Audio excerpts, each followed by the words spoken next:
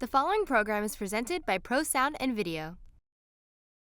Today on Broward Teen News, we're at Marjory Stoneman Douglas High School to learn all about the home of the Eagles. Stay tuned to see stories about a prodigy baseball player, a Rubik's Cube solving genius, a resilient soccer player, and much more.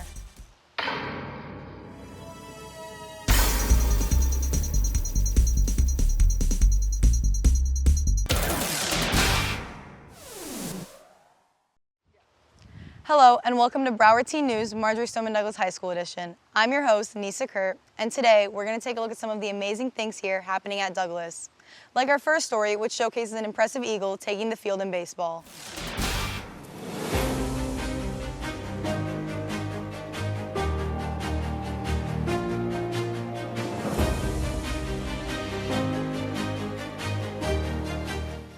My name is Rojas. I'm in 12th grade and I'm a pitcher. When I was growing up, I've always played baseball and it's always been my dream. But when it really took that big step, I say I was in 8th grade when I kind of made that big jump in my ball game. Albert Guzzo, aka Coach Guzzo, athletic director. He was nationally ranked as a sophomore, and his ranking has just blew up since. I feel like that's where I thrive my best, is when the pressure is at the highest. It's because just the atmosphere, just feeling in that moment. I mean, it's just, can't ask for more. Just gotta have fun and push through it. Hi, I'm Chase. I'm a left-handed pitcher, and I'm on JV, and I'm in 10th grade. Well, the way Gio plays, the way he just does his work, he doesn't cut corners, which is why he's so good. You could just kind of take pieces from that, don't cut corners yourself. Do it the way he does it.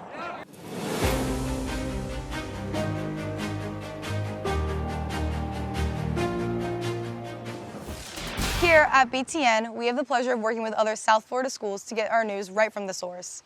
Here's a story from Miami Art Studio on their political commentary. Jay Collins, please take the stand.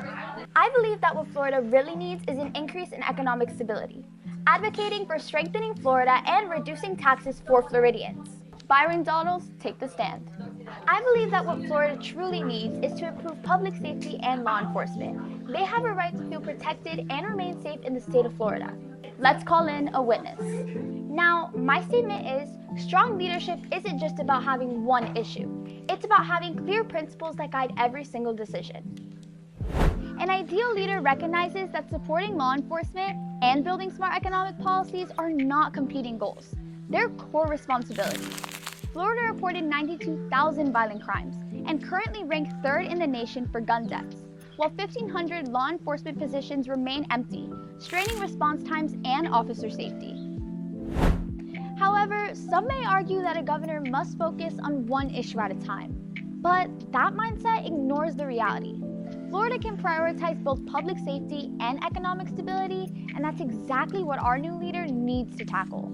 Florida has over 1.5 million small businesses, employing 42% of the private workforce, proving that economic stability is equally as important. All in all, may our new leader provide clear, decisive principles that directly tackle Florida's real needs. From Moss Media for FSPA, I'm Amanda Rodriguez, reporting. Case dismissed. What an insightful way to inform us on everything happening in our community. It's important to be informed on what's happening in Florida and always refreshing to see young people taking action. Speaking of policies, our next story is a documentary on how they are affecting Marjory Stoneman Douglas. Let's take a look.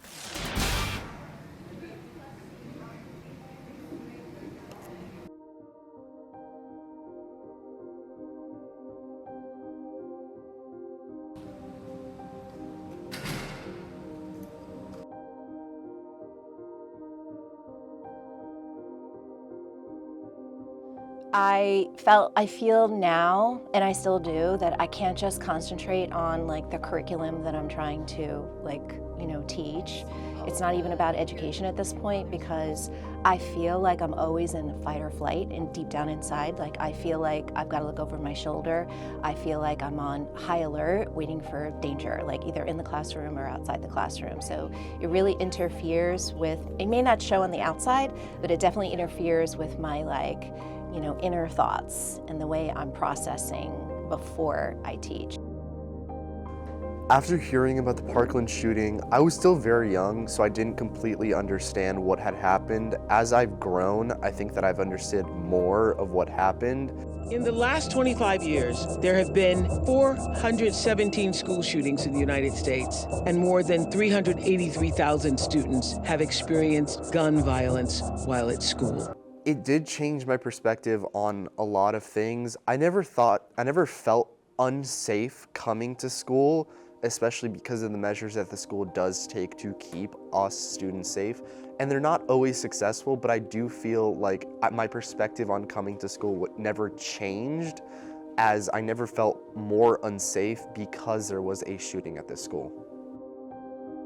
You know, when the event occurred, my one child was in really early elementary school, and the other one was in middle school, and they did all the same drills, and they said that they were heavier, more influenced, they were more emphasized. And so, I mean, hopefully it's hardened schools, hopefully it's made schools safer, but ultimately if someone wants to do a bad thing anywhere, they're able to do that bad thing.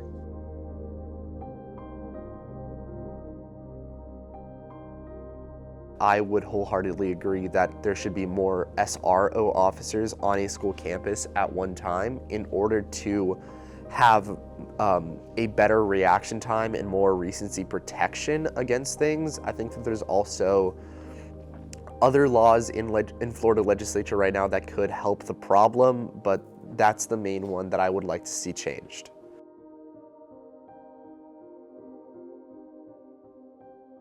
I think the Parkland shooting hopefully, emboldened everybody to take, to emphasize security more. But it's incumbent on the students, incumbent on the teachers, incumbent on the administration, security, et cetera, to make sure that they're being enforced. And I know we do a really good job of it here, and I hope that there's a lot of schools around, but I hope most of them are doing it.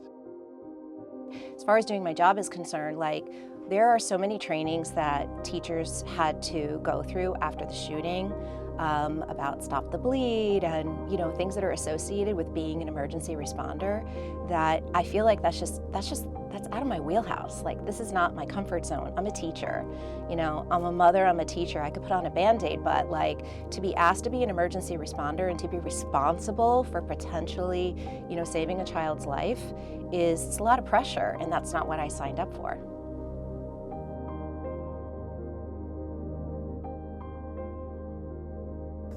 All right, so the right to life and liberty in the Declaration of Independence after the school shooting here was, everybody dealt with it differently. Personally, I took it as a challenge to make change and the freedom to make decisions. So, with the aid of my students and really inspired by my students, I spent a lot of time traveling the country, talking to lawmakers, creating, for lack of a better word, change makers to make decisions to better our chances to not have these school shootings. Unfortunately, they continue, and almost on a weekly basis. So it's disheartening at times, but there's a lot of us that are still out there doing it every day. I was supposed to do a book tour around the country, but then COVID happened, so I ended up doing that all online, which was fun. I got to be into more cities. It got me in front of more people. I did radio shows, television shows. I did the Today Show, and it was great just to get the word out and get our story out there, and the fact that we had kids, despite the tragedy, decide to stand up and do something for a change. And we hope that will continue to inspire people to, again, it doesn't really matter what you're into, you should always defend your position. We're a free country and we're allowed to do that, so. The responsibility that citizens have is to, one, gather, which is one of our First Amendment rights, to gather, to share our voices. We have the freedom of speech in order to try and make changes that we don't see are right. Also, we have parents who support us. While not all of us have the right to vote yet, most of us seniors do, me included, I think that we have the right to put an elected official who is going to enact that change, who's going to help share our views on the government. That's why we have a system of representatives that represent, or are supposed to at least represent, the best interests of their community and of the people that elected them into office. You know, I mean, I cherish every moment that I'm alive, and I love the fact that I was lucky enough to be born in this country, and I embrace the fact that I'm American and have freedoms. That's what the Declaration means to me.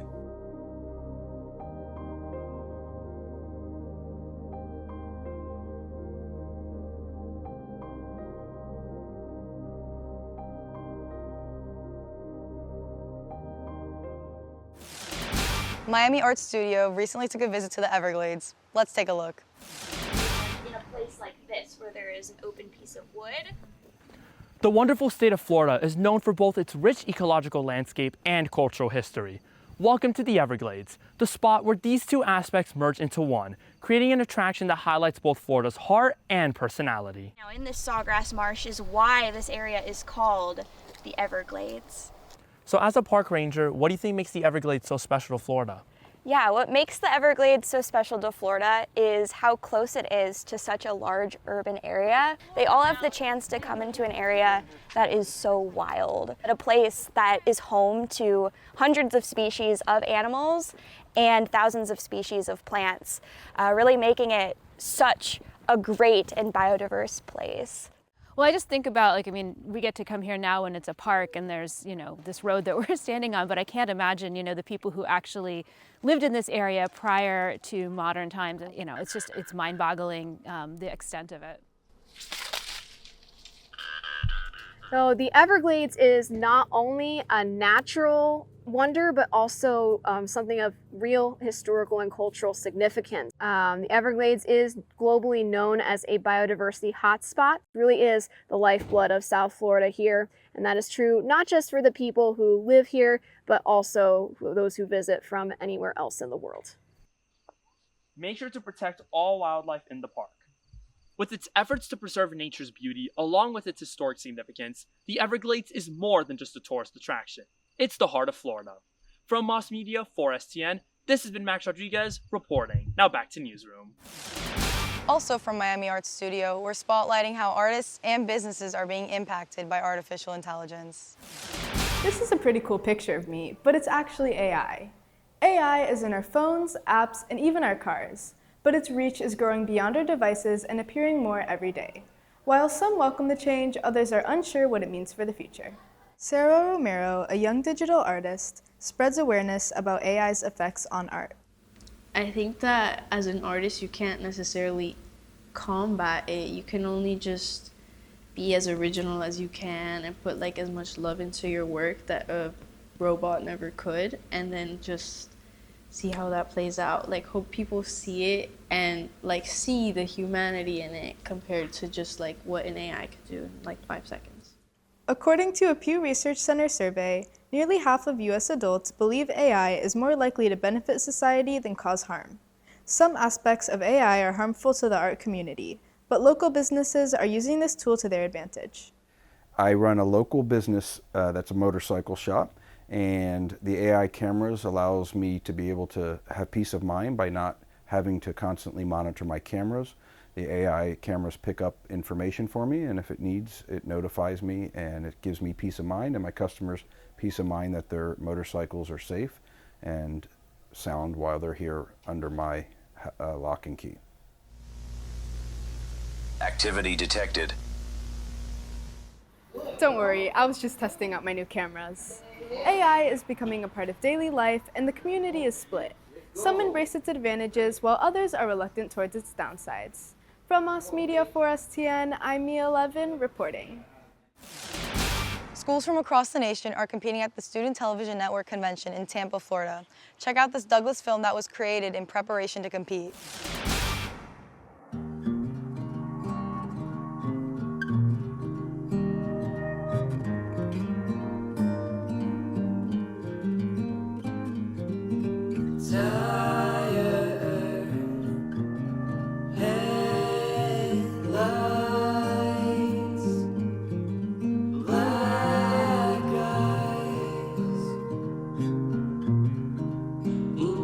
Slowly crawling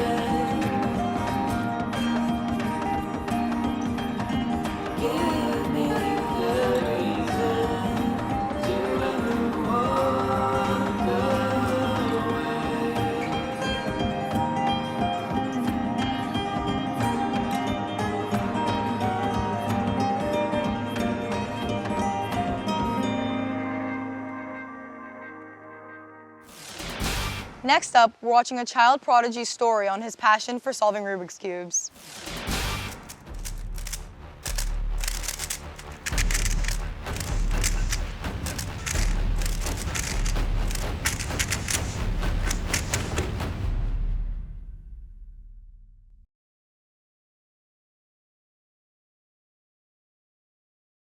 In 1974, Erno Rubik created a tool to teach geometry.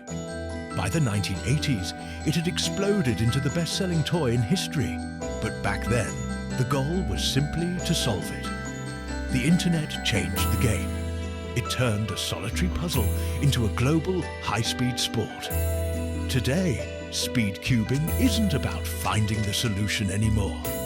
It's about executing it in milliseconds.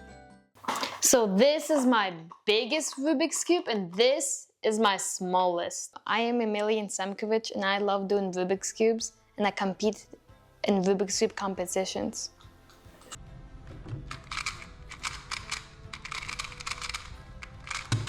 I first got into Rubik's Cubes at 5th grade. The thing that made me fall in love with the Rubik's Cubes is that my dad was always able to solve one, but I never was. So I was determined to learn how to.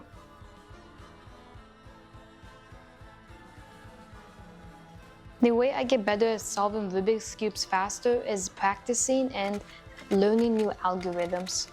When I do algorithms, the thing you learn is a specific set of moves to solve a Rubik's Cube more efficiently. I practice Rubik's Cubes 10 to 15 minutes a day. The way I got into Rubik's Cube competitions is my mom did research after I got in love with them, and she found out there's Rubik's Cube competitions that I can attend.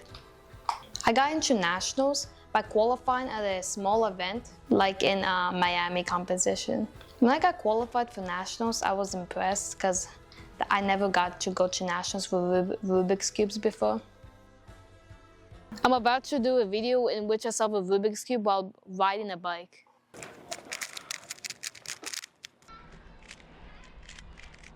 There has been many struggles while saving Rubik's Cubes. When I was trying to qualify to the World Championship, I did not qualify during my first competition in Miami. So my mom decided to take me to a last-minute competition in New York, which I managed to qualify. She's the one who motivates me and brings me to every single competition. If I have to say one thing to my mom, is that she's one of the best people that I've ever lived in my life.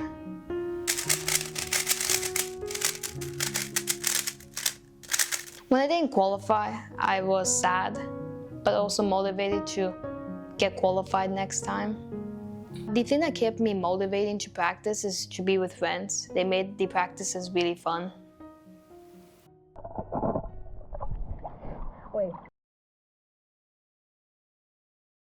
I did not win the national competition because there's people much better than me.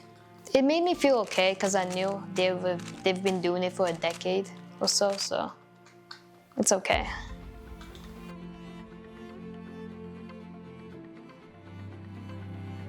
I do plan on keep on solving Rubik's Cubes.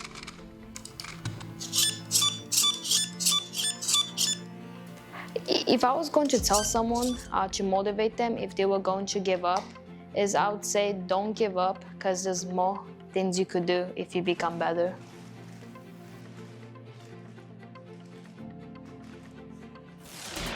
We're We're going to wrap up today's episode with a story on an energetic and resilient soccer player here at Douglas.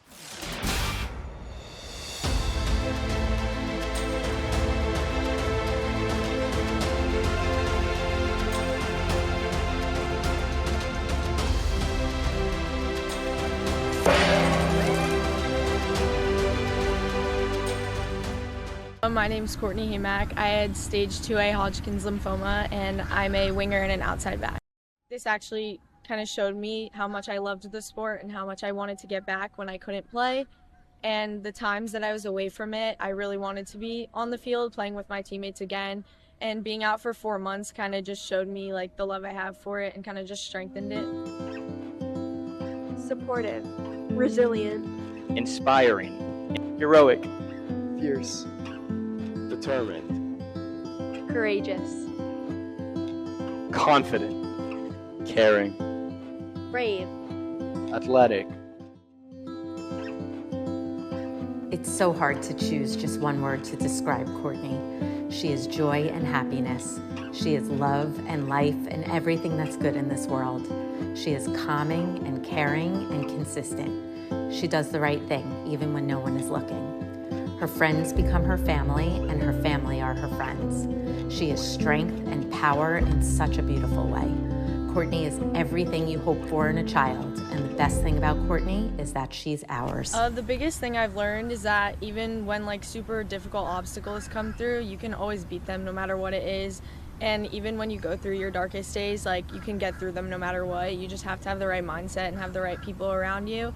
And no matter what, like it'll strengthen you mentally and physically. And it's just like a life lesson that even when big hurdles like that come through, there's always ways to get through it. 1, 2, 3.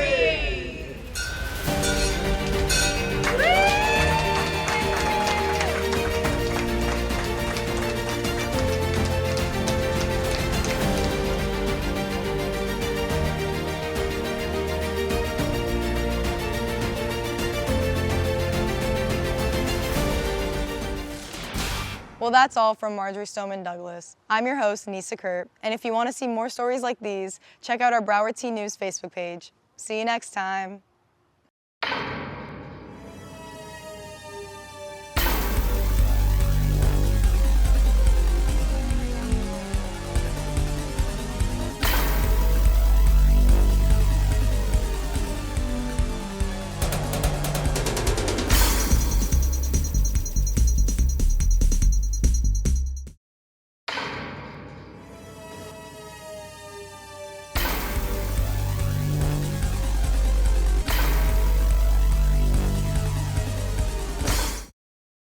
Broward Teen News was brought to you by ProSound and Video.